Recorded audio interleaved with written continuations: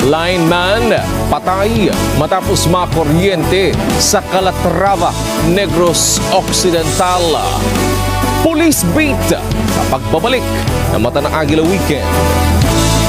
Lineman patay matapos makuryente sa Calatrava, Negros Occidental. Balita hatid ni Boam Bogias.